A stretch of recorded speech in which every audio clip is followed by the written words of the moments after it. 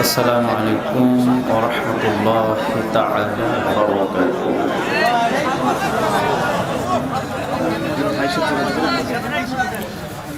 إن الحمد لله نحمده ونستعينه ونستغفره ونؤمن به ونتوكل عليه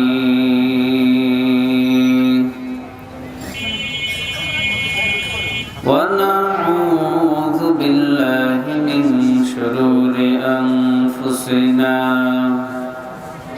ومن سيئات أعمالنا من يهده الله فلا مضل له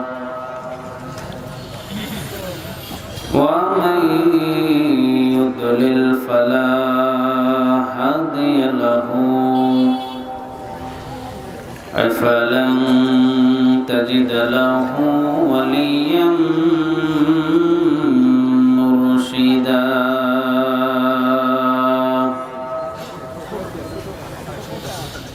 ونشهد أن لا إله إلا الله وحده لا شريك له والذي لا ضد له ولا ند له لا مثل له ولا مثيل له لا وزير له ولا كفيل له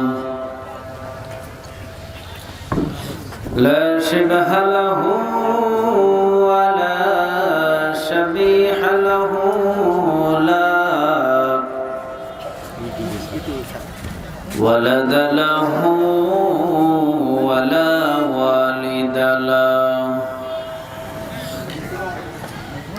وهو الواحد الفرد الصمد لم يلد ولم يولد ولم يكن له كفوا أحد ونشهد أن سيدنا ونبينا وحبيبنا وبشيرنا ونذيرنا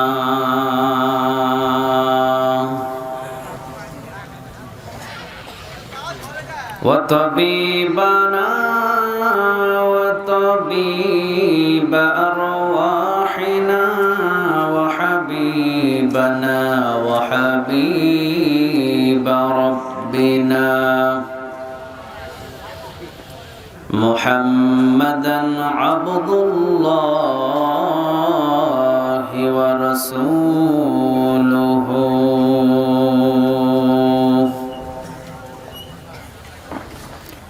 أرسله بالحق بشيرا ونذيرا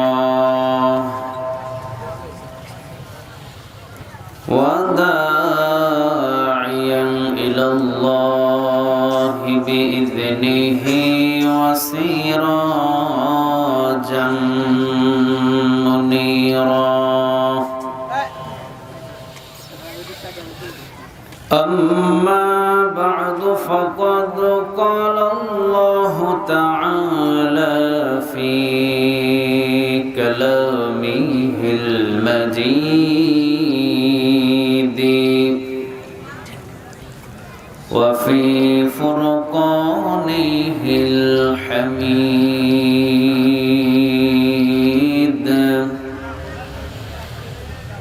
أعوذ بالله من الشيطان الرجيم بسم الله الرحمن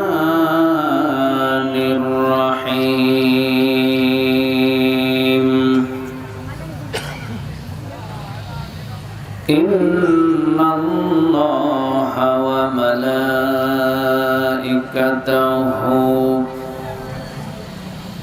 يصلون على النبي يا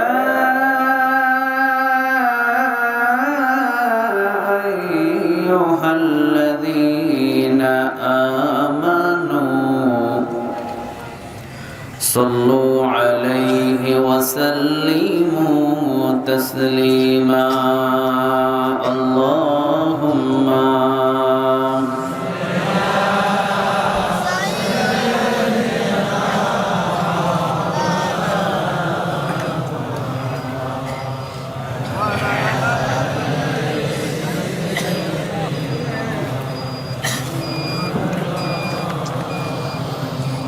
اللهم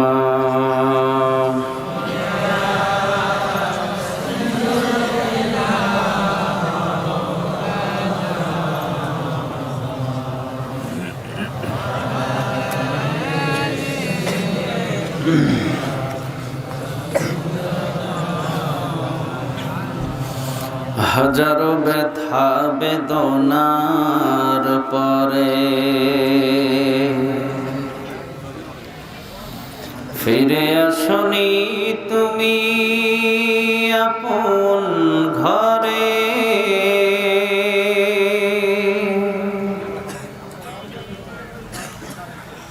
দিনের আলো তুমি ছড়িয়ে দিতে চলে গেলে মদিনায় মক্কা ছেড়ে হে রাসূল তোমাকে ভুলি আমি কেমন করে হে রাসূল তোমাকে ভুলি আমি কেমন করে খেনা খেয়ে দিন প্রচারের কাজে নিজেকে দিয়েছ বিলিয়ে তাই ফের কাফেরেরা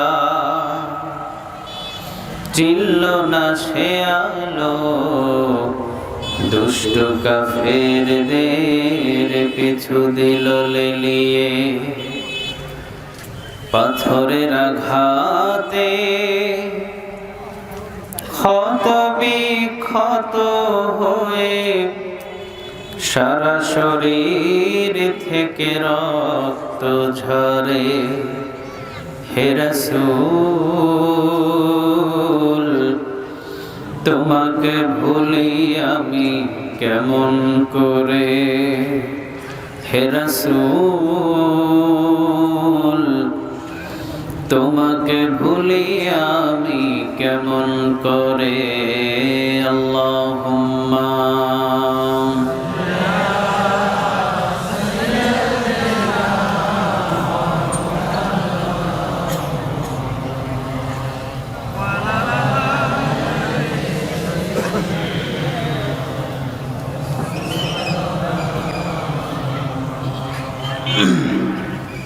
আমাদের প্রভু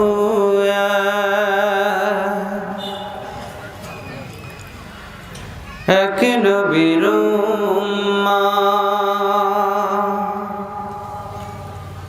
জীবন বিধান ওই সেবানী কোরআন আমাদের প্রভু এক নবীর উম্মাহ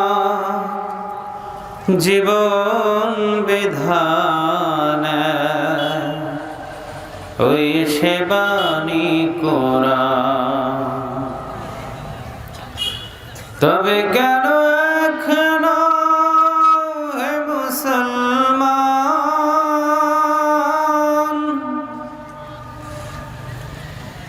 এক হও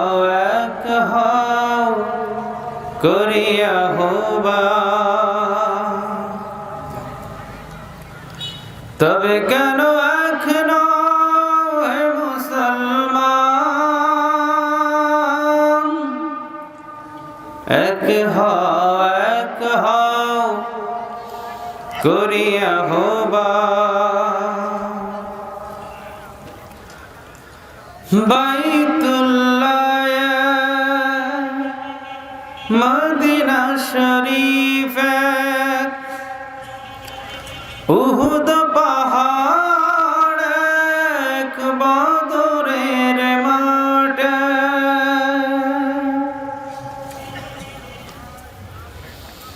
একটা তো জীবন আর মরণ তো একবার একটা তো জীবন আর মরণ তো একবার সকলের তরে আছে একই স্থান তবে কেন কেন হে মুসলমান এক হও করিয়া হবা তবে কেন কেন হে মুসলমান এক হও করিয়া হবা হাসরের মাঠে মিজানের মাফে লৌহে মাহফুজ পুল সিরাত একটা তো চাঁদার একটাই সূর্য একটা তো চাঁদার একটাই সূর্য ধরাতে নিয়ম মেনে আলো করে দাও তবে কেন এখনো হে মুসলমান এক হও করিয়া হবা তবে কেন এখনো হে মুসলমান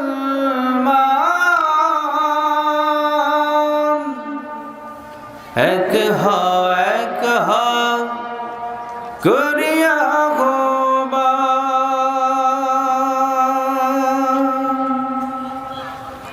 আলহামদুলিল্লাহ পড়বেন না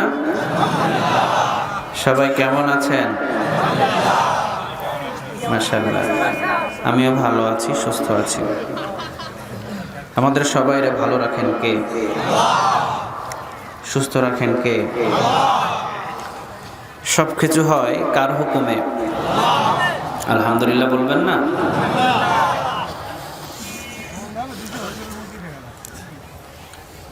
পৃথিবীর ভিতরে যা কিছু হয় এটা পৃথিবীর কোনো মানুষের ক্ষমতায় হয় না ঠিক কি না একজনের ক্ষমতায় হয় বলেন তো তিনি কে আল্লাহ আমরা গোলাম হতে চাই কার সবাই তো বললো না গোলাম হতে চাই কার নাকি পৃথিবীর কারো পৃথিবীর কারো গোলাম হয়ে লাভ আছে পৃথিবীর গোলামি করে কোনো লাভ নাই গোলাম হতে চাই এক আল্লাহ ঠিক কিনা এখন আল্লাহর গোলামি হতে গেলে যদি আপনার উপরে বিপদ আসে গোলামি ছেড়ে দেবেন সবাই তো কয় না গোলামি ছেড়ে দেবেন বরং আরো শক্তভাবে গোলামি হব ঠিক কিনা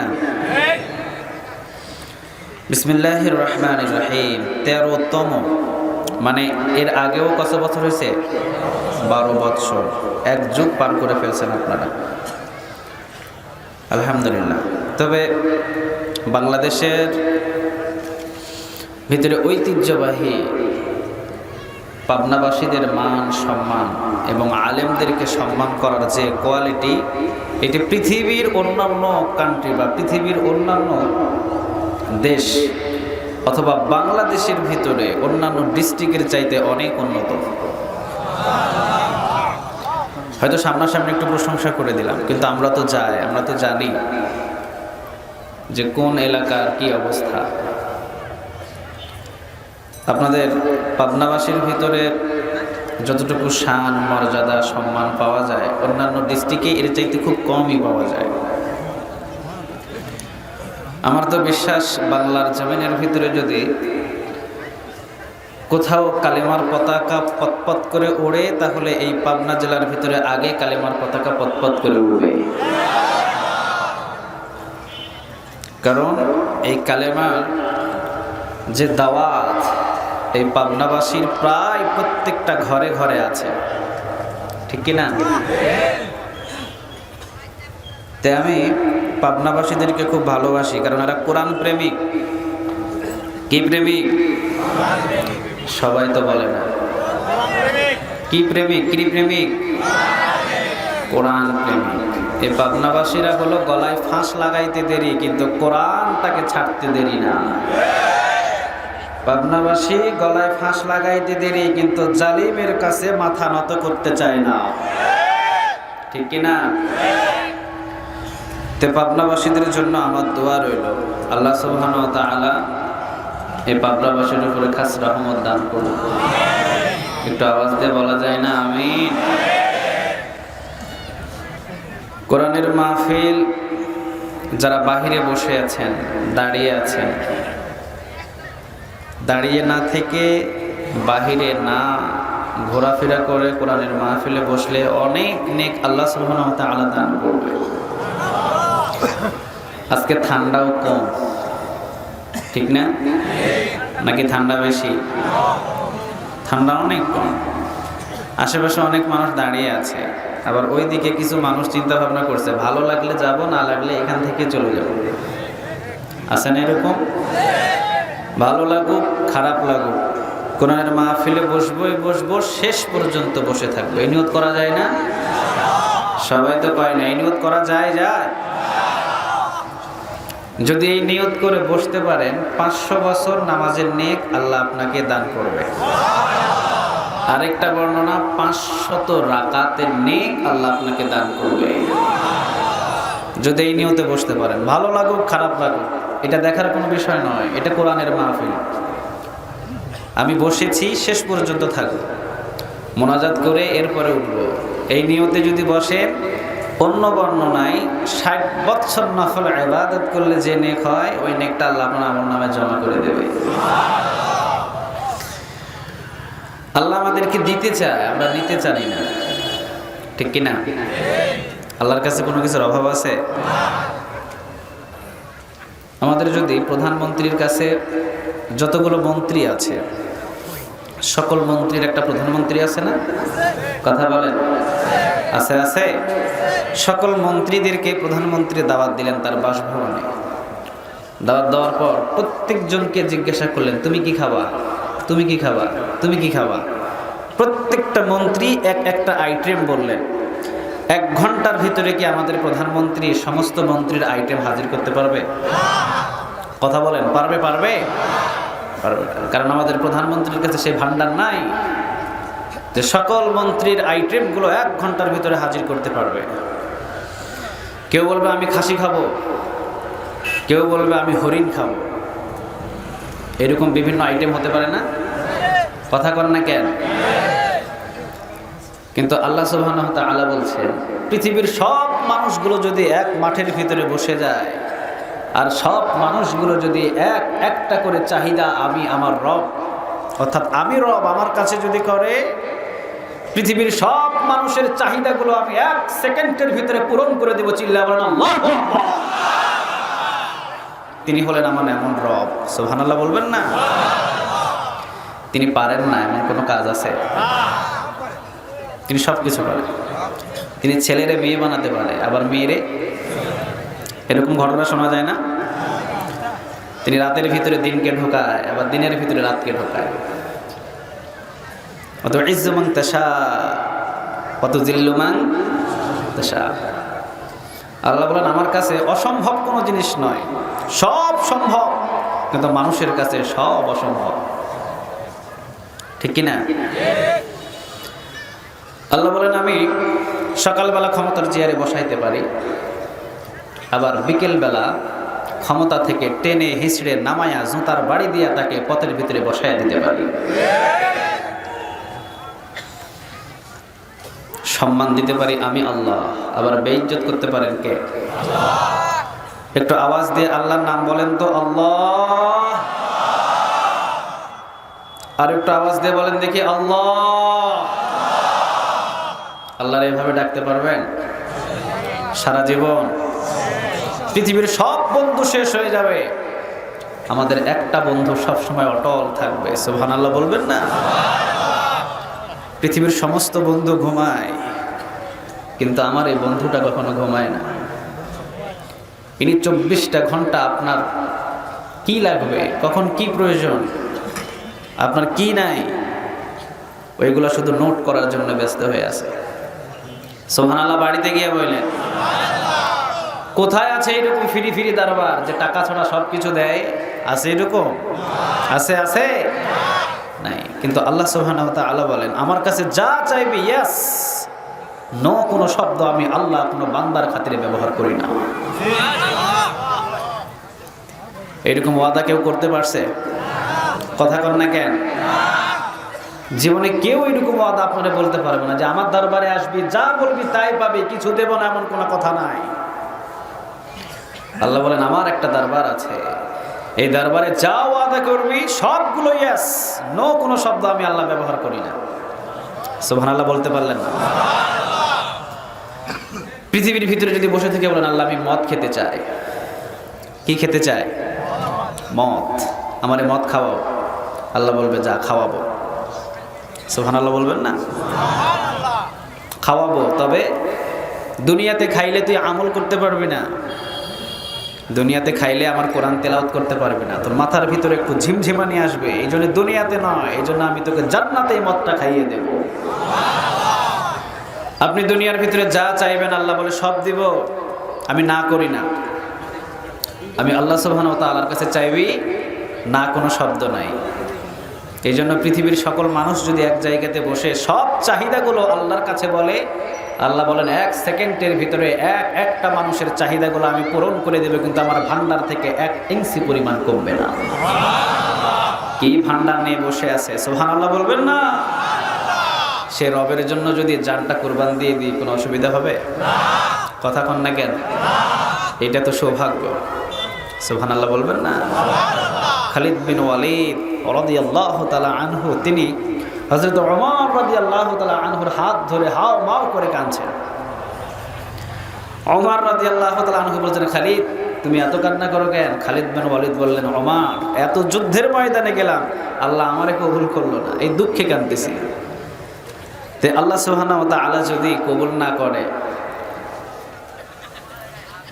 আল্লাহ সুবহানাহু ওয়া তাআলা যদি না তাকায়, আল্লাহ যদি আপনাকে রহমতের কোলে না উঠায় নেয়, পৃথিবীর কেউ উঠায় দিতে পারবে?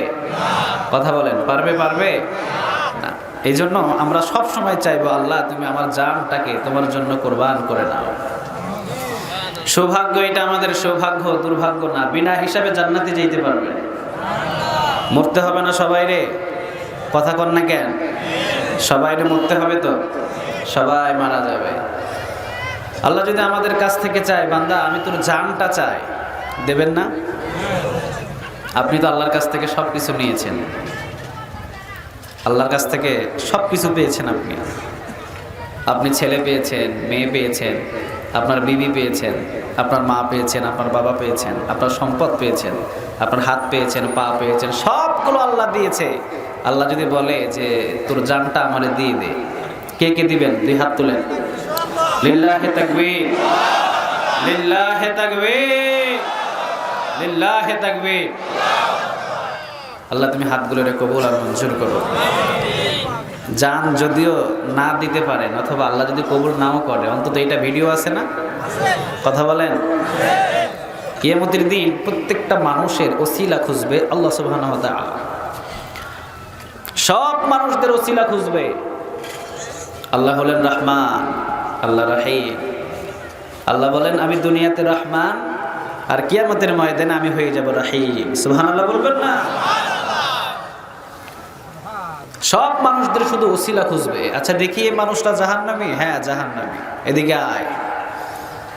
আসবে, তার সবগুলো দেখবে, কলিজাটাকে চিপে চিপে, ইমানটাকে চিপে চিপে দেখবে ছোট্ট কোনো নেক আমল আছে কিনা। সুবহানাল্লাহ বলবেন? কসাইতে কসাইতে, চিপতে চিপতে ছোট্ট যদি একটা নেক আমল পেয়ে যায়, ওইটার ওসিলা করে আল্লাহ বলবে যা আমি তোকে মাফ করে দিলাম। আল্লাহ বলে আমার বান্দা গুনাহ করলে একটা লিখবি, আর আমার বান্দা যদি নেক করে 10টা নেক তোরা দান করে দিবি। কারে বন্ধু বানাবেন? সবাই তো কয় না, কারে? আল্লাহ। এই জন্য আল্লাহ যখন যা চায় তখন তা দেওয়ার চেষ্টা করবে। আজকের রাতটা আমরা আল্লাহর জন্য কোরবান করে দেব। সবাই তো ইনশাআল্লাহ বললেন না? প্রতিদিন তো ছেলের জন্য, মেয়ের জন্য, বিবির জন্য, বন্ধু বান্ধবের জন্য একটা রাত কোরবান করে দেন। আজকে কি আমার রবের জন্য আজকের রাতটা কোরবান করা যায় না? শেষ পর্যন্ত থাকবেন? সবাই থাকবেন? আল্লাহ এই ময়দানে যারা বসে আছে প্রত্যেকের জীবনের গুনাহগুলোকে তুমি মাফ করো, প্রত্যেককে কোরআনের খাদেম হিসাবে তুমি কবুল করো। আমরা তোমার গোলাম হতে চাই, তুমি আমাদেরকে গোলাম হিসাবে কবুল করে নাও। আল্লাহ আমরা পৃথিবীর কারো গোলাম হতে চাই না, কারণ পৃথিবীর সমস্ত যারা গোলাম হিসাবে মেনে নেয়, যাদেরকে আমরা মালিক মানি, সবার ভিতরে স্বার্থ আছে। কিন্তু আল্লাহ আমরা তোমাকে মালিক হিসাবে মানি। তুমি গোলামদেরকে দাও, কিন্তু গোলামদের কাছ থেকে কিছু চাও না। সুবহানাল্লাহ বলবেন? পৃথিবীর যত মানুষগুলো আপনাকে খাটাখাটি করাবে সবার এক একটা স্বার্থ আছে না নাই? কথা বলেন, আছে? আছে। আল্লাহ বলে আমার কোনো স্বার্থ নাই, আমি তোর জন্য বিশাল জান্নাত বানিয়ে রেখেছি। তুই আমলের বিনিময়ে আমার জান্নাতে চলে যাবি। আবু জেহেলের জন্য জান্নাত বানাইছে কে? সুবহানাল্লাহ বলবেন না? আবু লাহাব, উতবা, সাইবা সবার জন্য জান্নাত আছে, কিন্তু আমলের জন্য যাইতে পারে নাই। এই জন্য দুঃখ প্রকাশ করবে, আহা কি যে করলাম। কিন্তু আল্লাহ বলেন তোদের আমলের বিনিময়ে আমি কিছু চাই না, তোরা রাত জেগে নামাজ পড়বি, জান্নাতের নিয়ামত বেশি পাবি। তোদের আমল যত বেশি হবে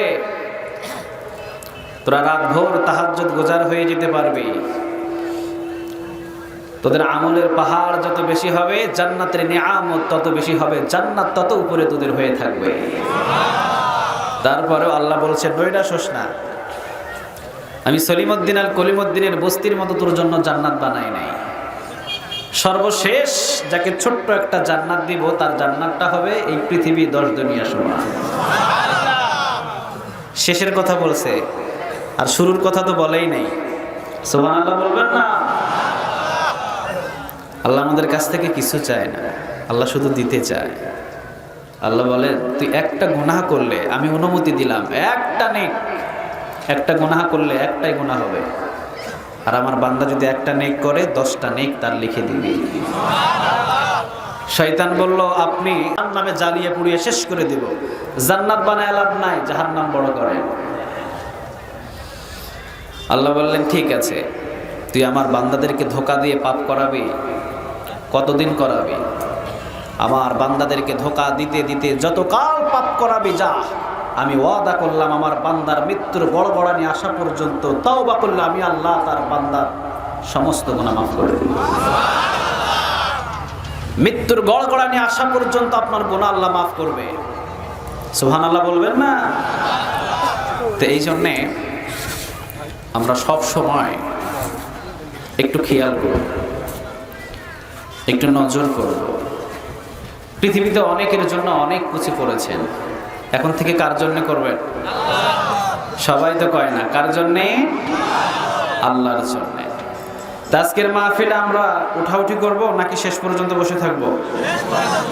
আল্লাহ তুমি এই মাহফিলটারে কবুল আর মঞ্জুর করো। 2 দিন ব্যাপী মাহফিল। আগামীকাল আছে এম হাসিবুর রহমান, আরেকজন আছেন ইয়াহিয়া তাকি, ওরাও খুব সুন্দর কোরআনের কথা বলে। কোরআনের যে রস, কোরআনের যে মধু, সে মধু আপনাদেরকে উপহার দেবে। কালকে আসবেন না ইনশাআল্লাহ? বলেন না, কালকে আসবেন না? তবে এখন বিভিন্ন কোরআনের রস, কোরআনের মধু খায়, কিন্তু যার তেলাওয়াত থেকে কোরআনের মধু পাইতেন তিনি তো এখন আর নাই। কথা কন না কেন? আমাদেরকে যদি প্রশ্ন করা হয়, আচ্ছা আপনি কোরআনের দাওয়াত দেন কয় বছর? আমরা বলবো 4 বছর, 3 বছর, 5 বছর। কত অমুসলিম মুসলমান হয়েছে? আমাদের উত্তর আসবে হয়তো একজনও হয় নাই।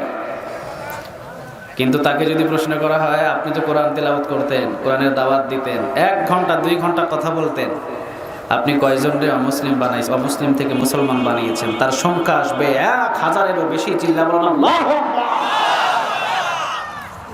বুঝতে হবে আমাদের তেলাওয়াত, আমাদের তাফসীর আর তার তেলাওয়াত, তার তাফসীর একটু আলাদা আছে, ঠিক কি না? আসলে এ পর্যন্ত পৃথিবীতে যত দিন পর্যন্ত যত মানুষ কোরআনের হক দাওয়াতগুলো দিয়েছে, তারাই মুসিবতের ভিতরে পড়েছে। কথা কন না কেন? ইমাম আবু হানিফা জীবন্ত জেলখানায় গিয়েছিলেন, লাশ হয়ে তার জেলখানা থেকে তাকে বাহির হতে হয়েছে। আল্লাহু আকবার। তো এই জন্য বিশ্বনবীজি 1400 বছর আগে একটা কথা বলে গিয়েছিলেন। কি কথা জানেন? বিশ্বনবীজি বলেছিলেন, আমার আমলের কাছাকাছি আমার উম্মতের আমল যত পৌঁছে যাবে, তার উপরে তত মুসিবত চেপে বসবে। আল্লাহ তুমি আমাদেরকে কবুল আর মঞ্জুর করে নিও। একটু আওয়াজ দিয়ে বলা যায় না আমিন? তো আজকের আমার প্রথম নাম্বার সাবজেক্ট হলো গোলাম হব কার? আওয়াজ দিয়ে বলতে হবে কার? দ্বিতীয় নাম্বার সাবজেক্ট, আমল যা করব সব একজনকে খুশি করার জন্য। তিনি কে? নাকি মানুষকে দেখানোর জন্য? মানুষকে দেখানোর জন্য কিছু করা যাবে না। শুধু এক আল্লাহ সুবহানাহু ওয়া তাআলাকে খুশি করার জন্য আমার সব আমল হবে। নামাজ, রোজা, তাসবিহ, তেলাওয়াত সব শুধু একজনা খুশি করার জন্য। আওয়াজ দিয়ে বলেন তো তিনি কে? দ্বিতীয় নম্বর, শেষ, তৃতীয় নম্বর আমার সাবজেক্ট, জীবনের চাইতে একজনকে বেশি ভালোবাসবো, তিনি মুহাম্মদ সাল্লাল্লাহু আলাইহি ওয়াসাল্লাম। আজকে আমি আপনাদের কাছে কথা বলবো সূরা ফাতহ থেকে। কোন নাম্বার সূরা? সূরা ফাতহ। এই কোরআন শরীফের ভিতরে কত নম্বর সূরা বলেন তো দেখি? 48। কত নাম্বার? সবাই দেখেন 48 না 47? 29 নম্বর আয়াত থেকে আমি কথা বলবো। কত নম্বর আয়াত? 29 নম্বর। আল্লাহ এখানে প্রথমেই বলছেন মুহাম্মাদুর রাসূলুল্লাহ। মুহাম্মদ হলেন আল্লাহর রাসূল। আচ্ছা বলেন তো দেখি, এটা বিশ্বাস না করলে ঈমান থাকবে? সবাই তো কয় না ঈমান থাকবে। থাকবে? পৃথিবীর ভিতরে শ্রেষ্ঠ মানব হলেন একজন, তিনি কে? মুহাম্মদ সাল্লাল্লাহু আলাইহি ওয়াসাল্লাম। তিনি সব দিকে শ্রেষ্ঠ। ধৈর্যের দিক থেকে কয় নাম্বার? সবাই তো কয় না। ধৈর্যের দিক দিয়ে কয় নাম্বার? 1 নাম্বার।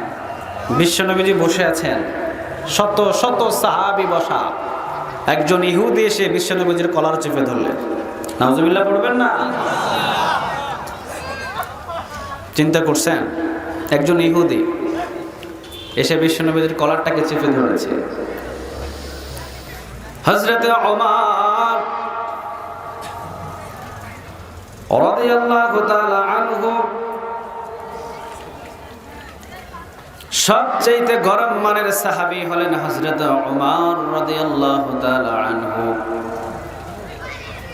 সবচেয়ে নরম মানের সাহাবী হলেন আবু বকর। আর সবচেয়ে গরম মানের সাহাবী হলেন হযরত ওমর রাদিয়াল্লাহু তাআলা আনহু। বিশ্বনবীজি বলতেন, ওমর, আমি দেখতে পাই মাঝে মাঝে যখন তুমি রাস্তা দিয়ে হেঁটে যাও রে ওমর, আমি বিশ্বনবী নজর করে দেখি তোমার পিছনে পিছনে যদিও শয়তান আসে, কিন্তু যেই রাস্তা দিয়ে তুমি হেঁটে যাও 40 দিন পর্যন্ত ওই রাস্তা দিয়ে শয়তান হাঁটে না। নরম না গরম? সবাই তো কয় না নরম না গরম? আজকে পৃথিবীটাকে সাজিয়ে গুজিয়ে কালেমার পতাকা পতপত করে উড়িয়ে দেওয়ার জন্য একজন ওমরের বেশ প্রয়োজন। চিল্লা বলো ঠিক কিনা? এত ইউনিভার্সিটি হলো, এত মাদ্রাসা হলো, কিন্তু আজ পর্যন্ত একটা ওমর কেউ বানাইতে পারলো না। ঠিক না? হযরতে ওমর রাদিয়াল্লাহু তাআলা আনহু বিশ্বনবীর পাশেই বসা, যখন ইহুদি বিশ্বনবীর কলারটাকে চেপে ধরেছে, সাথে সাথেই হযরত ওমর রাদিয়াল্লাহু তাআলা আনহু তরবারি ডান হাতে নিয়ে দাঁড়িয়ে গেছে। বিশ্বনবীজি বললেন, চুপ হও ওমর, কলার তো তোমার ধরে নাই, কলার ধরেছে আমার। সুবহানাল্লাহ বলবেন না? কলার তো তোমার ধরে নাই ওমর, কলার ধরেছে আমার, তুমি কেন দাঁড়াইলা? তরবারি হাতে নিলা কেন? কে বলেছে তোমাকে তরবারি হাতে নেওয়ার জন্য রে ওমর? তুমি দাঁড়াইলা কেন? আমি কি তোমারে বলছি দাঁড়াইতে? ওমর বললেন, না ইয়া রাসূলুল্লাহ সাল্লাল্লাহু আলাইহি ওয়াসাল্লাম। বিশ্বনবীজি বললেন, ওমর চুপ হয়ে লোক করে ঠান্ডা হয়ে বসে যা। আর আমাদের যদি পৃথিবীর ভিতরে এরকম হতো, যদি নেতার কলার একটা রিকশা চালক চাইপা ধরতো, তার পাশে যে কর্মীরা থাকে ওরা কি ছাড়তো? কথা কর না কেন? এই সলিমউদ্দিন কলিমউদ্দিন যেইগুলা থাকে আশেপাশে, এইগুলার পাওয়ারেই তো হাঁটা যায় না। ঠিক কিনা? বিশ্বনবীজির কলার একটা ইহুদি, একজন দুইজন নাই, শতাধিকেরও বেশি, হাজার হাজারেরও বেশি, প্রায় 1 লক্ষ সাহাবীর সামনে বিশ্বনবীজির কলার চেপে ধরেছে বয়ানরত অবস্থায়, কোনো কথা ছাড়াই।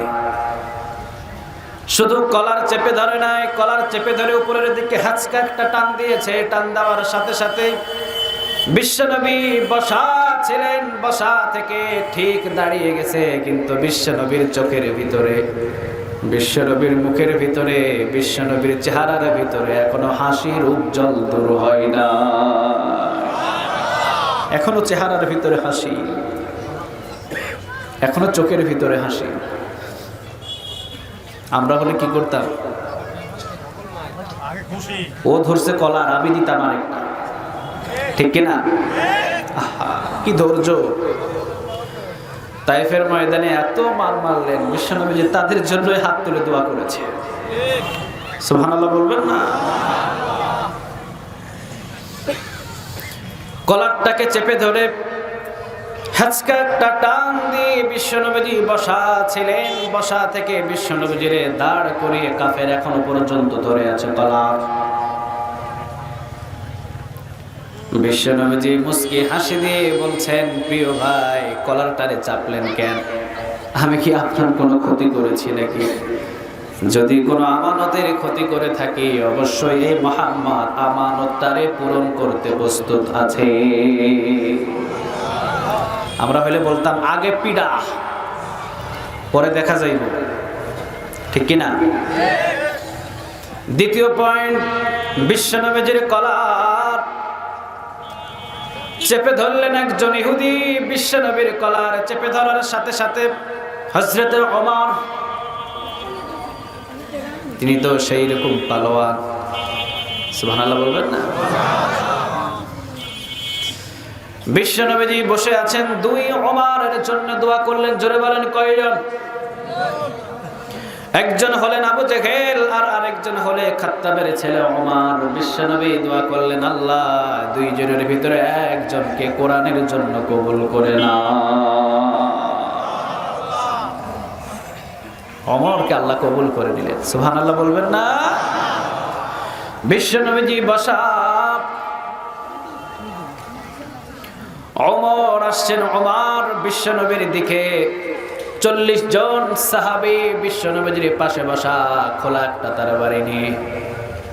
আমির হামজা বলছেন, ওমর আসছেন। ওমর, বিশ্বনবীজি বললেন, ওমর রে আসতে দাও, বাধা দিও না। সেই দিনের কথা, যেই দিন ওমর হাতে তরবারি নিয়েছিলেন, বিশ্বনবীর মাথা কাটবে। নাউজুবিল্লাহ পড়বেন না? সেই দিনের কথা, ওমর হাতে তরবারি নিয়ে ছুটছেন মুহাম্মাদের দরবারে। বিশ্বনবীজি বললেন, দরজাটা খুলে দাও, ওমররে আসতে দাও। ওমর হাতে তরবারি নিয়ে শশ করে খাব্বাবকে নিয়ে বিশ্বনবীর দরবারের দিকে আসছেন। আমির হামজা বলছেন, যদি ওমরের তরবারির ব্যবহার ভালো হয় ওমর আজকে বেঁচে যাবে, ছাড়া আমির হামজার তরবারি থেকে ওমরকে কেউ বাঁচাতে পারবে না। বিশ্বনবী বললেন, শান্ত হয়ে যাও, কেউ কথা বলো না, আমার ওমরকে আসতে দাও। ওমর হাতে তরবারি নিয়ে আসছেন। সব সাহাবীরা ভয়ে ভীত। সাহাবীরা মনে করছেন ওমর তো সেই পালোয়ান, 25 বছরের পালোয়ান হলেন হযরত ওমর। মক্কার ভিতরে কেউ ওমরের সাথে সাহস করে যুদ্ধ লাগতো না। সুবহানাল্লাহ বলবেন না? সেই পালোয়ান হযরত ওমর বিশ্বনবীর সামনে আসতে বিশ্বনবীজি বললেন, দরজাটা খুলে দাও। দরজা খুলে দেওয়া হলো। হযরত ওমর দৌড় দিয়ে সে তরবারিটা বিশ্বনবীর পায়ে রেখে বিশ্বনবীকে জড়ায় ধরে বললেন, আমাকে কালেমা পড়িয়ে দেন, লা ইলাহা ইল্লাল্লাহু মুহাম্মাদুর রাসূলুল্লাহ সাল্লাল্লাহু আলাইহি ওয়াসাল্লাম, আমারে কালেমা পড়ায় দেন। বিশ্বনবীজি বুকে নিয়ে ওমরের কপালে একটা চুমা দিয়ে কালেমা পড়িয়ে দিয়ে মুসলমান বানায় দিলেন। আল্লাহু আকবার। ইসলামের শক্তি বাড়ছে না কমছে? সবাই তো কয় না, বাড়ছে না কমছে? ওমর বললেন, ইয়া রাসূলুল্লাহ সাল্লাল্লাহু আলাইহি ওয়াসাল্লাম, আপনি বলেন আপনার সাথে কয়জন সাহাবী আছে? বিশ্বনবীজি বললেন, 40 জন। আর কোটা? ওমর বললেন, আমার সাথে দেন। ইসলামের কথা আর আনাচে কানাচে গোপন ভাবে প্রচার হবে না। এখন ওমর এসেছে, ওমর ইসলামের সব কথা এখন প্রকাশ্যে কথা চলবে।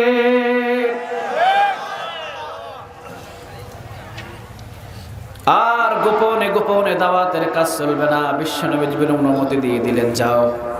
ওমর আছে সামনে। ওমর কোথায়? 40 জন পিছনে তাকবীর ধরলে, লিল্লাহি তাকবীর, লিল্লাহি তাকবীর, লিল্লাহি তাকবীর। তাকবীর দিয়ে মক্কার দিকে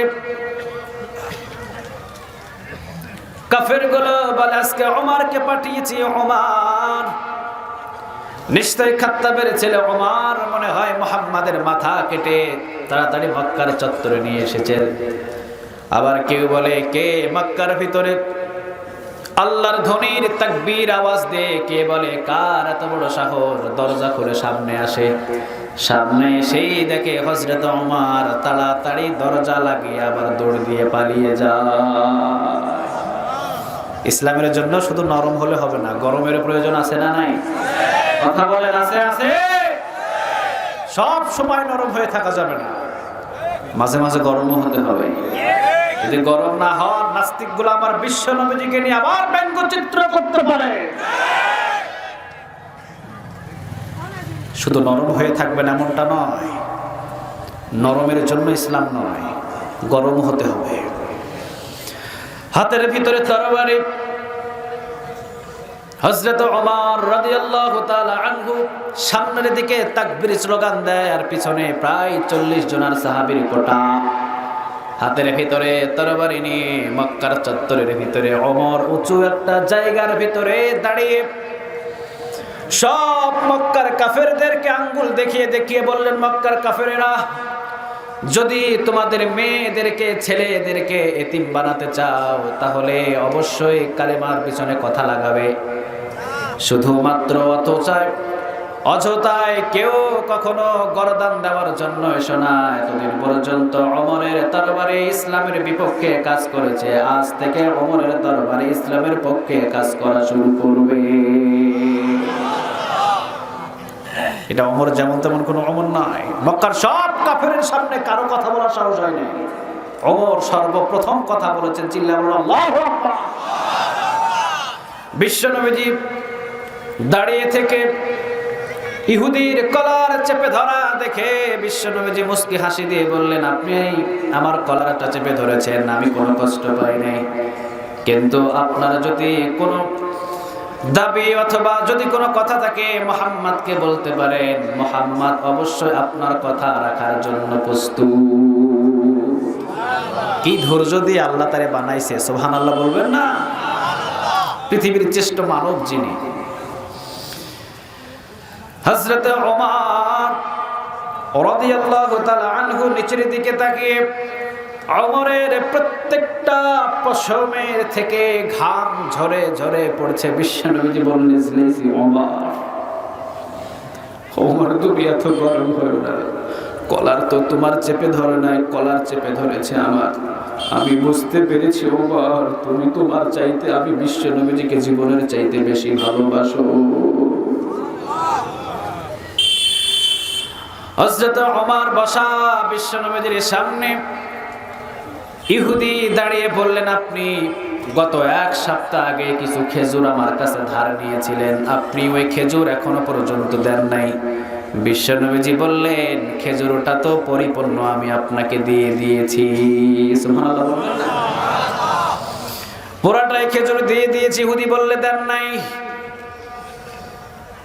বিশ্বনবীজি বললেন দিয়ে দিয়েছি। ইহুদি বলেন দেন নাই। বিশ্বনবীজি বললেন, ঠিক আছে, যদি আপনি চান এখন আমি আবারও দিব। সুবহানাল্লাহ বলবেন না? আপনি চাইলে এখন আমি আবারও দিব। ইহুদি বললেন, অবশ্যই দিবেন, আপনি আমারে দেন। বিশ্বনবী কেমন ধৈর্যের প্রতীক। পাশেই হযরত ওমরকে ডাক দিয়ে বললেন, ওমর তুমি দাঁড়িয়ে যাও।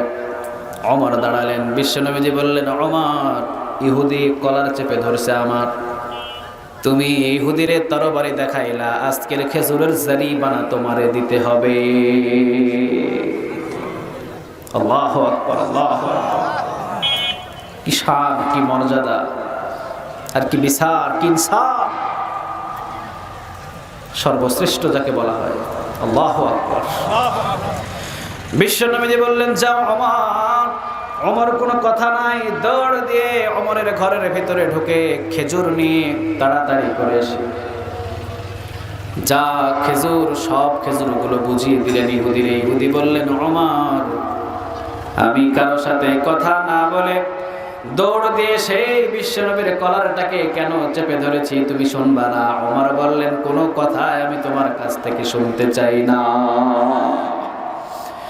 ইহুদি বললেন, ওমর মক্কার ভিতরে এই নবীকে পরীক্ষা করার জন্য সব কাজগুলো আমি করেছি।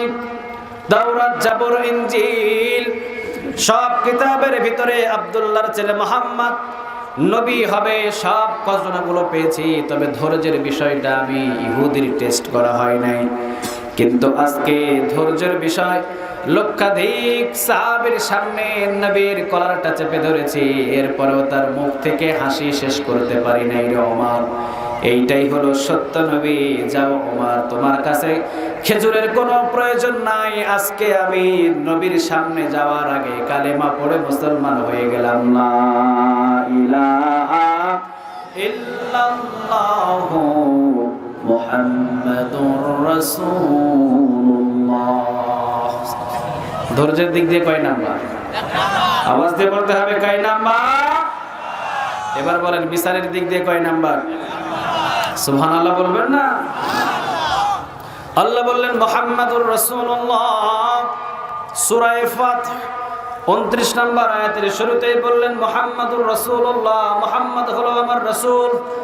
কিন্তু তিনি এমন রাসূল নাই, তিনি যেমন তেমন কোন রাসূল নাই, তিনি সব রাসূলদের ভিতরে শ্রেষ্ঠ রাসূল।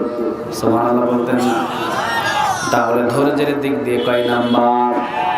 এইবার বিশ্বনবীজি বলেন, আমি এমন রাসূল। বিচারের দিক দিয়েও 1 নাম্বার।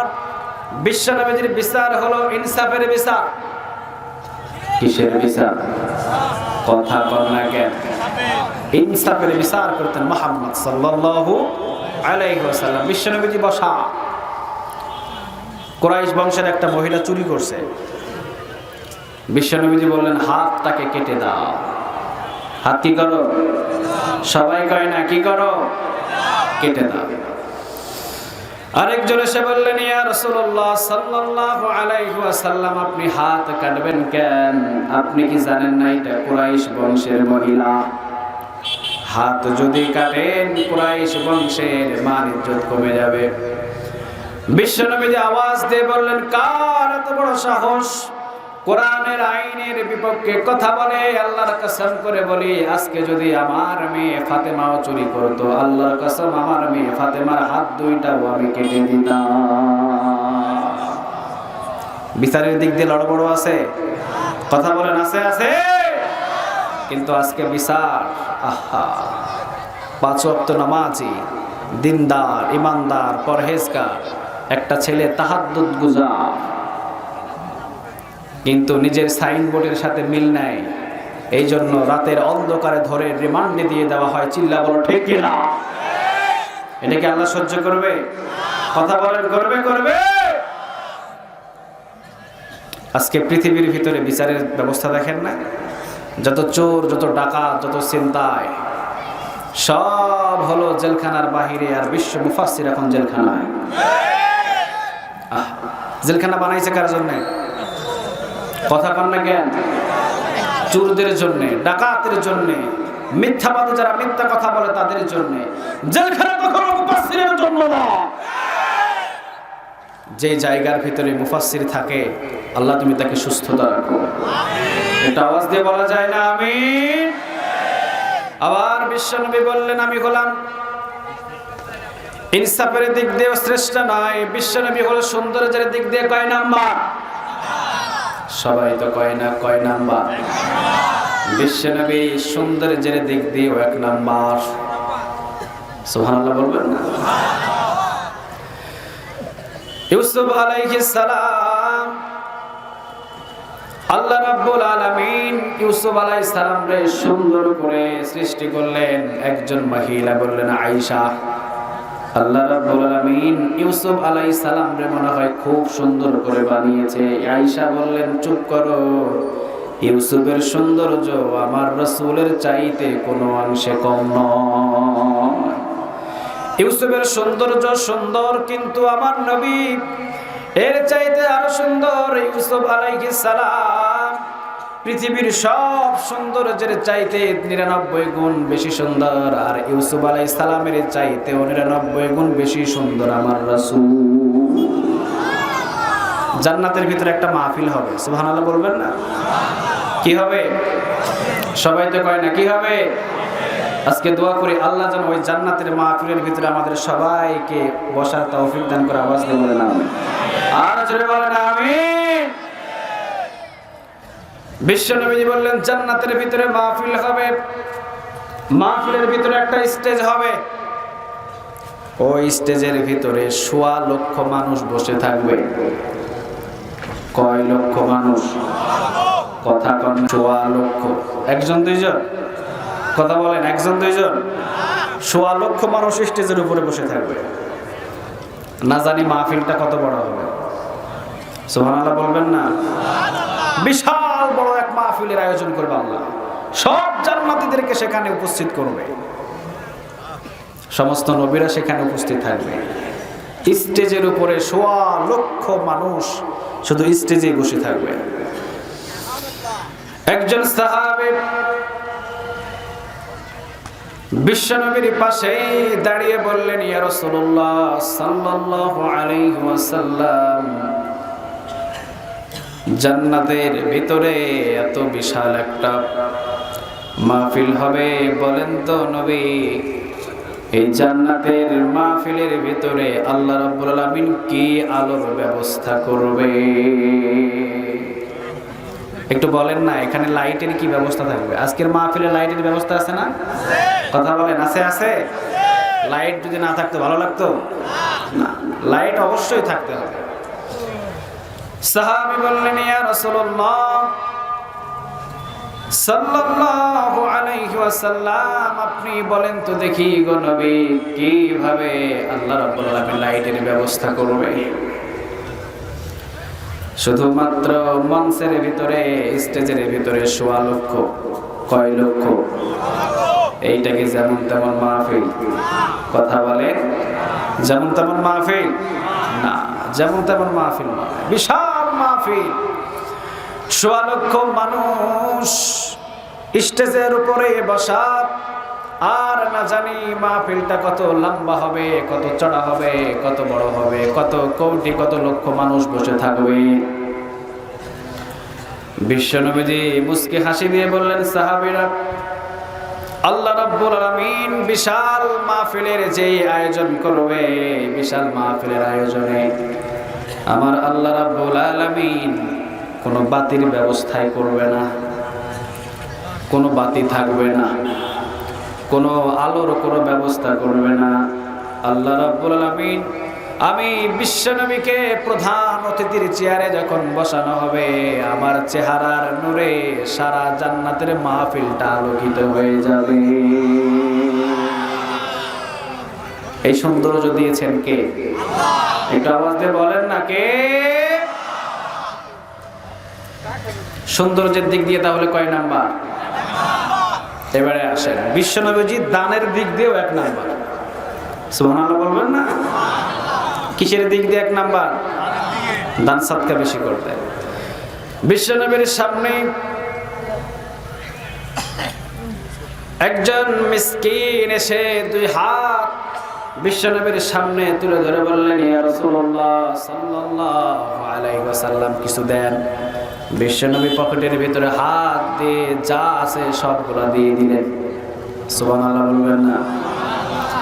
যা আছে সবগুলো বিশ্বনবী মিসকিনের হাতের ভিতরে সবগুলো দিয়ে বিশ্বনবীজি মুস্কি একটা হাসি দিয়ে বললেন, যাও আবার আসিও। সুবহানাল্লাহ বলবেন না? সব দিলেন, আবার বলেন আবার আসিও, দিবে আবার আসলে আবার দেব। একজন সাহাবী বললেন, সবগুলো পকেটের দিয়ে দিলেন কেন? বিশ্বনবী বললেন, পকেট খালি করেছি আমি, এই পকেটটাকে কেউ পূরণ করে দিতে পারবে না, পকেটটাকে পূরণ করে দিবে একজন, তিনি কে? দানের দিক দিয়ে কয় নাম্বার? আওয়াজ দিয়ে বলেন তো দেখি, কয় নাম্বার? আসেন, ছোট ছোট বাচ্চাদের সাথে বিশ্বনবীজি সবচাইতে ভালো ব্যবহার করতেন। সুবহানাল্লাহ বলবেন না? বিশ্বনবীর ঘরে একজন বিশ্বনবীর খাদেম ছিলেন, আনাস রাদিয়াল্লাহু তাআলা আনহু। আনাস কয় বছর বয়সে আসছে বলেন তো দেখি? কয় বছর? মাশাআল্লাহ, ছোট্ট মানুষ। বিশ্বনবীজি আনাস খাদেম হিসাবে এসেছেন বিশ্বনবী। ছোট মানুষ, বিশ্বনবী বলেন, আনাস যাও না, অমুক কাজটা একটু করে আসো, অমুক জায়গা থেকে ওই জিনিসটা নিয়ে এরপরে আমার কাছে এসো। আনাস বললেন, ঠিক আছে, 5 মিনিটের ভিতরে করে দিব। কয় মিনিট? 5 মিনিট। গিয়ে 50 মিনিটও নাই। 5 মিনিটের কথা কয় মিনিট নাই? 50 মিনিট। বিশ্বনবী বলেন, আনাসরে বললাম কাজটা করার জন্য, কই আনাস? কোন দিকে চলে গেল আনাস? ছোট্ট মানুষ। বিশ্বনবীজি 1 পা 2 পা করে বাহির হলেন।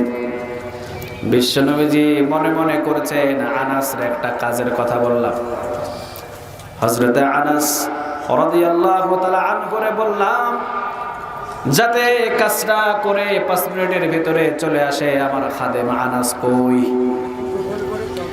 ডান দিকে তাকাই, বাম দিকে তাকাই, সামনে তাকাই, কোথাও খাদেম নাই।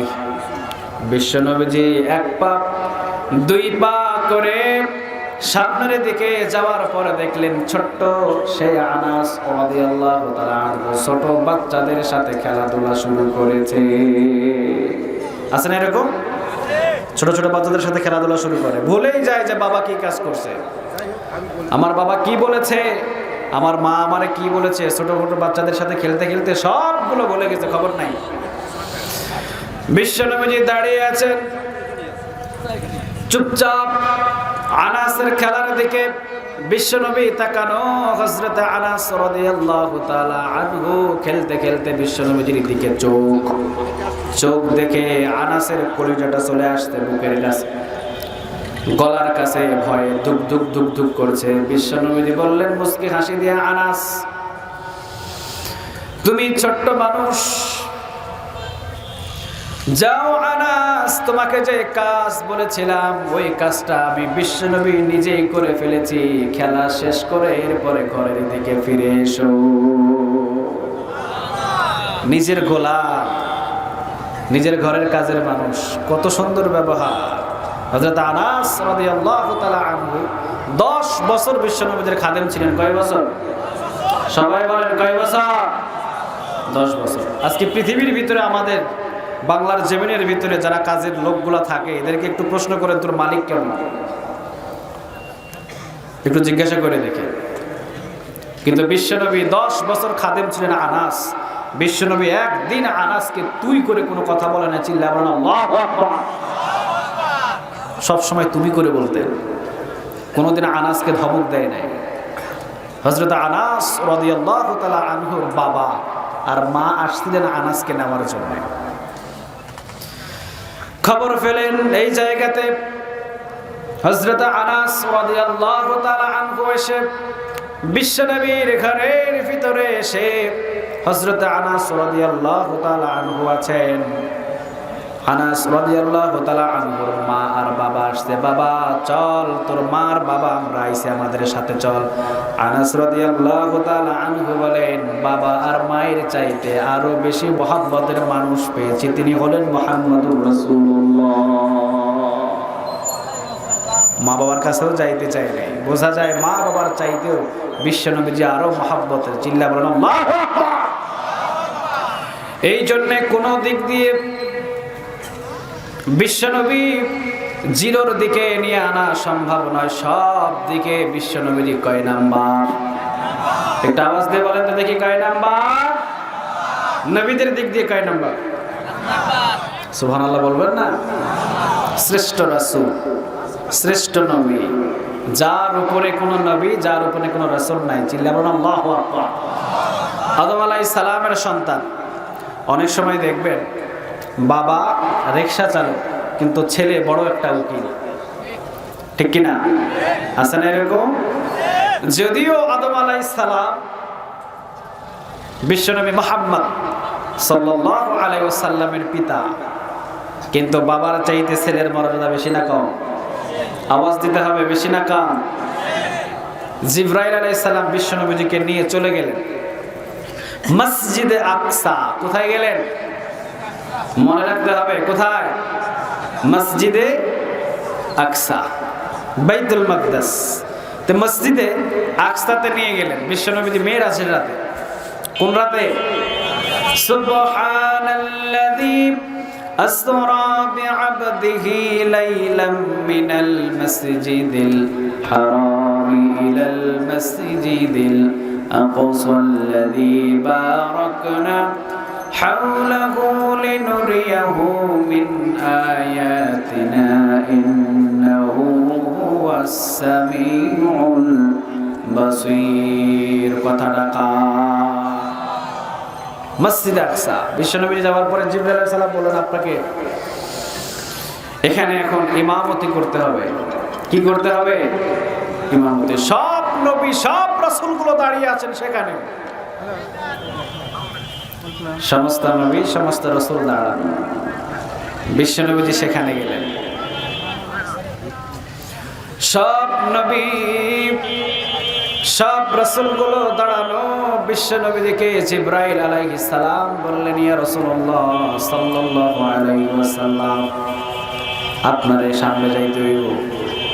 দেখেন সামনের যেই নামাজ ওইটা খালি আছে, ওইটাতে যাওয়া আর কারো অধিকার নাই। সমস্ত নবীদের ইমাম হিসাবে আল্লাহ রাব্বুল আলামিন আপনাকে নিযুক্ত করেছে। এজন্য ইমামুল মুরসালিন, ইমামুল মুত্তাকিন, খাতামুন নবিয়্যিন। সুবহানাল্লাহ বলবেন না? সমস্ত নবীদের শ্রেষ্ঠ নবী। কিয়ামতের দিন আল্লাহ রাব্বুল আলামিন সব নবীদের চাইতে শ্রেষ্ঠত্ব দেবেন। বিশ্বনবীজি বললেন, আমি আল্লাহ রাব্বুল আলামিনের কাছে স্পেশালি যে দোয়া, ওই দোয়াটা করি নাই, সব নবীরা করে ফেলছে। সকল নবী আল্লাহ রাব্বুল আলামিন এক একটা নবীদেরকে এক একটা স্পেশালি করে দোয়া দিয়েছেন। সব নবীদের স্পেশালি দোয়া আল্লাহর কাছে করা শেষ। শুধুমাত্র একজন স্পেশালি দোয়া করেন নাই, তিনি হলেন মুহাম্মদুর রাসূলুল্লাহ। তিনি এখনো স্পেশালি দোয়া করেন নাই। তিনি এটা এখনো করবেন না, তিনি করবেন সেই কিয়ামতের ময়দানে। সুবহানাল্লাহ বলবেন না? স্পেশালি দোয়াটা শুধু আল্লাহ রাসূল এইটাই করবেন যে আমার একটা উম্মতকে যদি আপনি জাহান্নামে রাখেন আমি জান্নাতে যাব না। সুবহানাল্লাহ বাড়ি থেকে বলেন। মুসা আলাইহিস সালাম স্পেশালি যে দোয়াটা ছিল ওইটা আল্লাহর কাছে করে ফেলছে। নূহ আলাইহিস সালামের যে স্পেশালি আল্লাহ যে একটা দোয়া দিয়েছিলেন ওই দোয়াটা করে ফেলছে। বাকি একজনা, তার নামটা বলেন তো দেখি। মুহাম্মদুর রাসূলুল্লাহ সাল্লাল্লাহু আলাইহি ওয়াসাল্লাম, তিনি এখনো পর্যন্ত দোয়াটা করেন। সমস্ত সাহাবীরা বললেন আপনি কি দোয়া করবেন? বিশ্ব নবীজি বললেন কিয়ামতের দিন আমি আল্লাহ রাব্বুল আলামিনের কাছে দুই হাত তুলে স্পেশালি দোয়াটা করব। দুই হাত তুলে স্পেশালি দোয়াটা করব আল্লাহ রাব্বুল আলামিনের কাছে। সাহাবীরা বলেন আপনি কি দোয়া করবেন? বিশ্ব নবীজি বললেন স্পেশালি দোয়া, সেই দোয়াটা হবে আমি আল্লাহ রাব্বুল আলামিনের কাছে দুই হাত তুলে কান্না সরে বলবো আল্লাহ আমার একটা উম্মত জাহান্নামে থাকলে আমি বিশ্ব নবী জান্নাতে যাব না। আল্লাহ বলবে ঠিক আছে নবী আপনার স্পেশালি এটা দোয়া না? বিশ্ব নবী বলবেন হ্যাঁ আমার স্পেশালি এই দোয়াটা আজকে আপনার কাছে আমি করলাম, আমার একটা উম্মত জাহান্নামে থাকবে আমি বিশ্ব নবী জান্নাতে যাব না। বিশ্বনবীজির এই দোয়াটা দেখে আল্লাহ বলবেন ইয়েস যা ওকে, আমি আল্লাহ সুবহানাহু ওয়া তাআলা ওয়াদা করলাম আপনারা যত উম্মত আপনার কালেমা পড়ে যারা উম্মত হয়েছে প্রত্যেককে আমি আমার জান্নাত দান করে দিব। একটু আওয়াজ দিয়ে বলেন তো দেখি সুবহানাল্লাহ। স্পেশালি দোয়া আমাদের জন্য রাইখা দিয়েছে প্রাণের নবী। আল্লাহু আকবার, কি মাহাব্বত! কিয়ামতের দিন সকল নবী সকল রাসূল হাত তুলে তুলে বলবে ইয়া নাফসি ইয়া নাফসি। জাহান্নামটা কিয়ামতের দিন নিয়ে আসা হবে। জাহান্নামটাকে নিয়ে আসার সাথে সাথে সব নবী আর সকল রাসূল জাহান্নামটাকে দেখে ভয়ে কলিজার পানি শুকিয়ে যাবে। আদম আলাইহিস সালাম দুই হাত উপরের দিক দিয়ে ইয়া নাফসি বলে চিৎকার করবে।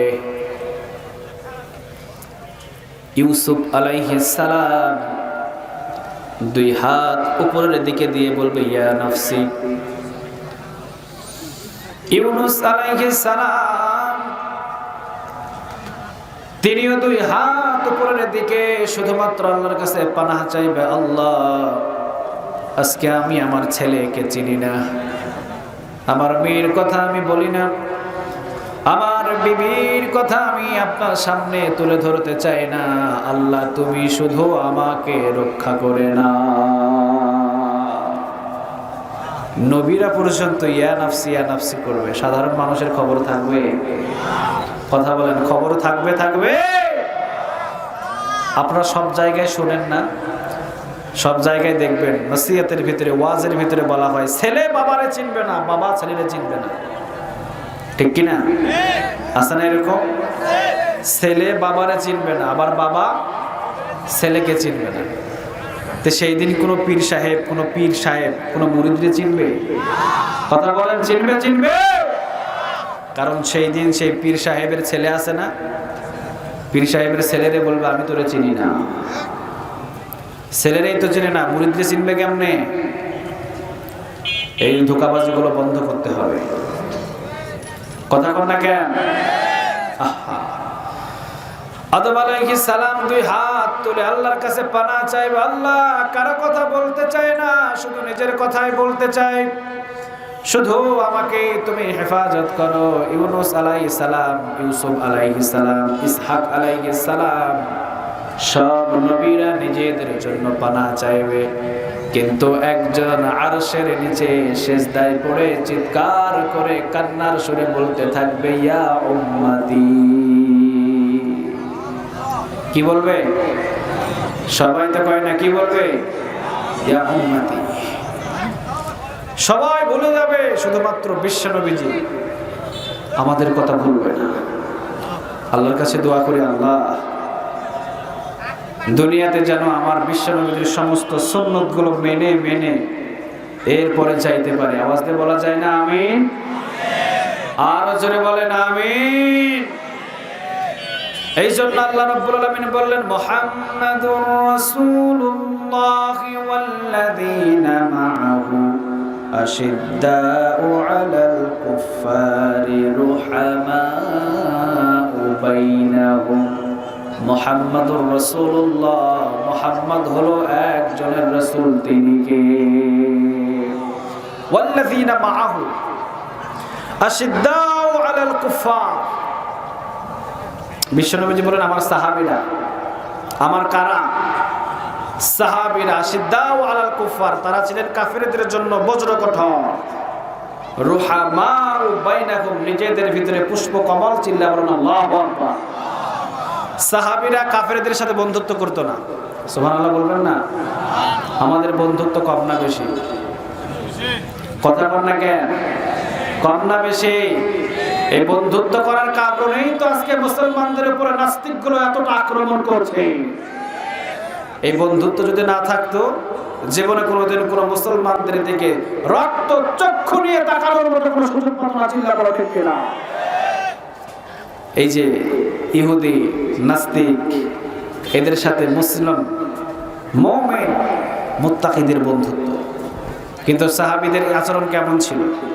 ওয়াল্লাযীনা মাআহু আশিদ্দাউ আলাল কুফফার রুহামাউ বাইনাহুম। আল্লাহ নিজে বলছেন নবী আপনি জানিয়ে দেন আপনার সমস্ত সাহাবীরা, তারা শুধুমাত্র সাহাবীদের সাথে বন্ধুত্ব, ইমানদারদের সাথে বন্ধুত্ব, আর কাফেরদেরকে দেখলে তারা বজ্র কঠোর হয়ে যেত। কি হতেন? সবাই কয় না কি হতেন? এখন কি কাফেরদের সাথে বন্ধুত্ব করা যাবে? কথা বলেন, বন্ধুত্ব করা যাবে? যাবে? কাফেরদের সাথে কোনো বন্ধুত্ব করা যাবে না, কোনো আপোষ নাই। কারণ একটা জিনিস মনে রাখবেন, কাফের সব সময় যদিও আপনারে ভালোবাসে, কিন্তু তার ভিতরে একটা টার্গেট থাকে, এইটা মুসলিম, এরে ধ্বংস করতে হবে। কারণ এরে যদি ধ্বংস না করে, কালেমার পতাকা যদি পথ করে মুসলমানরা উঠিয়ে ফেলে, পৃথিবীর ভিতরে কেউ আর মাথা উঁচু করে থাকতে পারবে না। চিল্লা বলো ঠিক কিনা? এই জন্য দেখবেন সব সময় মুসলমানদের বিরোধিতা আছে না? কথা বলেন, আছে আছে।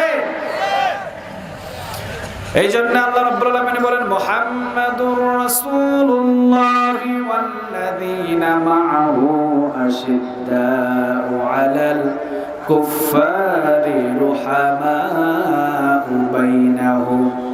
বিশ্বনবী বলেন আমার সাহাবীরা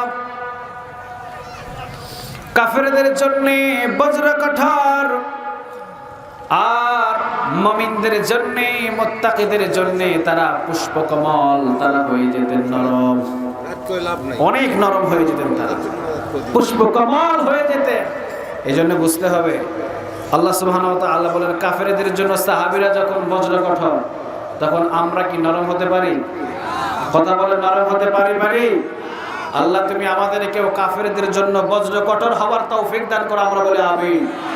আওয়াজ দিয়ে বলেন আমিন। আর মুমিনদের জন্য পুষ্পকমল সাহাবীরা, মুমিনদের জন্য কি? পুষ্পকমল, নরম আর নরম। সুবহানাল্লাহ বলবেন না? মক্কা থেকে একজন সাহাবী আসলেন মদিনাতে। সাহাবীর ঘরও নাই, বাড়িও নাই, টাকাও নাই, পয়সা নাই, কিছু নাই, সবগুলো রেখে মদিনাতে হিজরত করে চলে এসেছেন বিশ্বনবীর পিছনে পিছনে।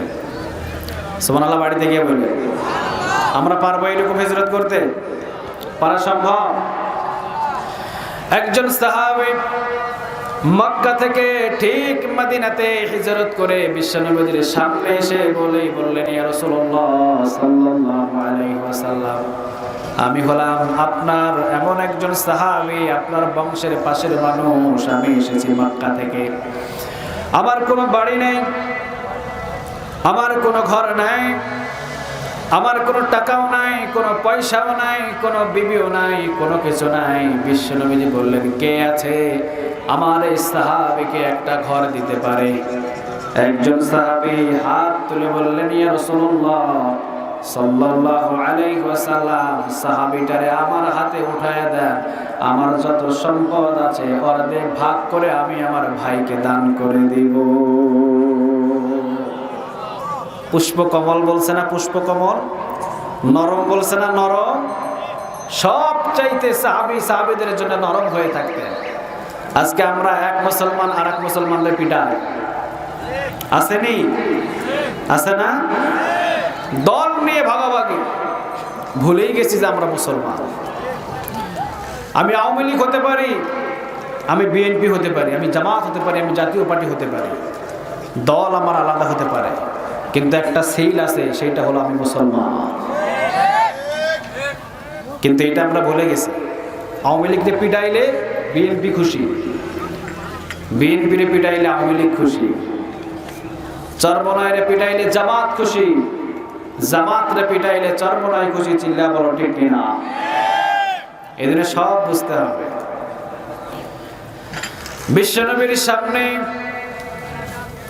সাহাবীরা বললেন, ইয়া রাসূলুল্লাহ সাল্লাল্লাহু আলাইহি ওয়াসাল্লাম, আপনি যদি আমারে অনুমতি দেন সাহাবীটারে আমি নিয়ে যাব। বিশ্বনবী বললেন, যাও, নিয়ে যাও।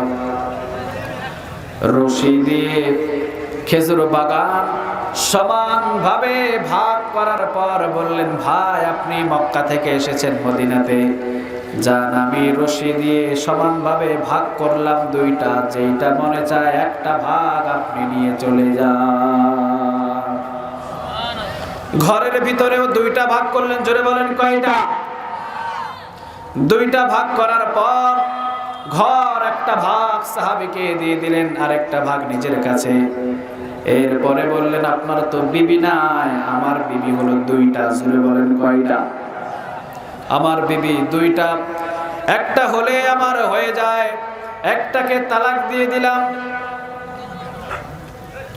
আমার বিবি হলো সবচেয়ে সুন্দর একটা, আর বৃদ্ধা একটা, যেটা অনেকটা বৃদ্ধা ওইটারে আমি রেখে দিলাম, আর যেটা জোয়ান সুন্দর আমার বিবি ওইটারে তালাক দিয়ে আপনার কাছে আমি দান করে দিলাম। সুবহানাল্লাহ বলবেন না?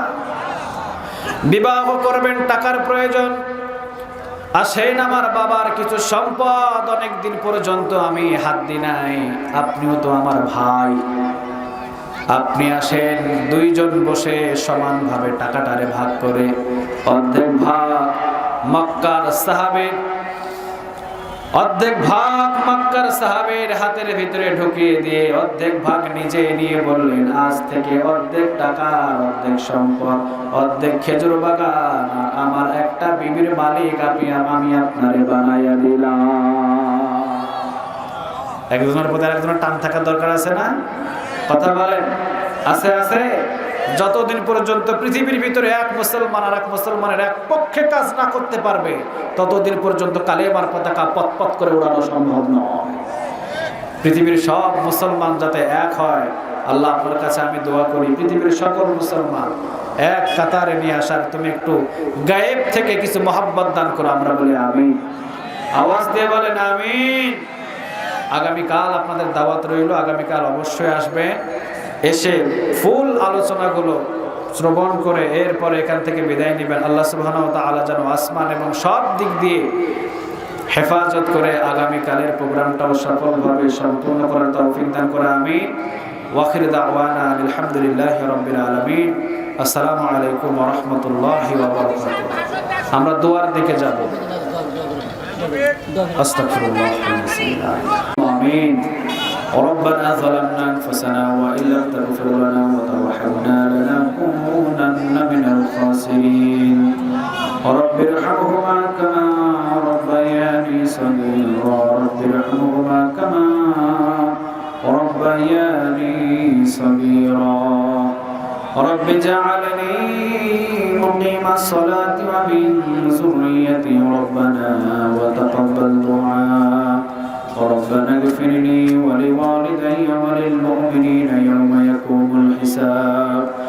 رب العالمين গুনার বোঝা মাথায় নিয়ে তোমার দরবারে ভিক্ষুকের মতন কাঙ্গালের মতন দুই হাত তুলেছি। আল্লাহ দয়া আর মায়া করে আমাদের হাতগুলো তুমি কবুল আর মঞ্জুর করে নাও। আল্লাহ যারা বিশাল আয়োজন করেছেন তোমার গায়ের থেকে আল্লাহ তুমি তাদেরকে সহযোগিতা করো। টাকা পয়সা যা কিছু মাহফিলের জন্য দান করলেন প্রত্যেকটা দানগুলো তুমি কবুল করে নাও। রব্বে কারীম, অঞ্চলের ভিতরে যত কবরস্থানে যত মুর্দাগুলো শহীদ হয়ে গেছে আল্লাহ প্রত্যেকের কবরগুলো জান্নাতের বাগান বানায়া দাও। স্টেজের উপরে যারা বসে আছেন তাদেরকে তুমি দিনের জন্য কবুল করে নাও। ও আল্লাহ, যারা কোরআন শ্রবণ করার জন্য এসেছিলেন এবং যারা বাড়ি পর্যন্ত পৌঁছে গেছে প্রত্যেককে আল্লাহ কোরআনের খাদেম হিসেবে কবুল করে নাও। আমাদের গুনাহগুলো তুমি মাফ করে দাও। আয় আল্লাহ, যত মা বোনেরা এসেছেন প্রত্যেককে আয়েশার মতো, খাদিজার মতো, ফাতিমার মতো তুমি কবুল করে নাও। সারা জীবন আল্লাহ আমরা থাকতে পারবো না, পৃথিবী ছেড়ে যেদিন আমরা বিদায় হয়ে যাব আল্লাহ ঈমানের মুখ তুমি আমাদের দান করে দিও। রব্বে কারীম, দেলওয়ার হোসেন দুলাল ভাইয়ের বাবা দুনিয়া থেকে বিদায় হয়ে চলে গেছেন, আমার কাছে এসে দোয়া চেয়েছেন বাবার জন্য। মেহেরবানি করে আল্লাহ তার বাবার কবরকে জান্নাতের বাগান বানায় দাও। বাবা যাদের চলে গেছে, মা যাদের চলে গেছে আল্লাহ আল্লাহ তাদের অন্ধকার কবরগুলো রিয়াজুল জান্নাহ হিসেবে তুমি কবুল করে নাও। এই মসজিদের খতিব ইমাম মুআজ্জিন সহ যারা এই দায়িত্বে আছেন আল্লাহ প্রত্যেককে দিনের খাদেম হিসেবে কবুল করে নাও। আমরা কেউ সারা পৃথিবীতে চিরদিন থাকতে পারবো না, সবাই একদিন দুনিয়া থেকে বিদায় হয়ে চলে যাব আল্লাহ।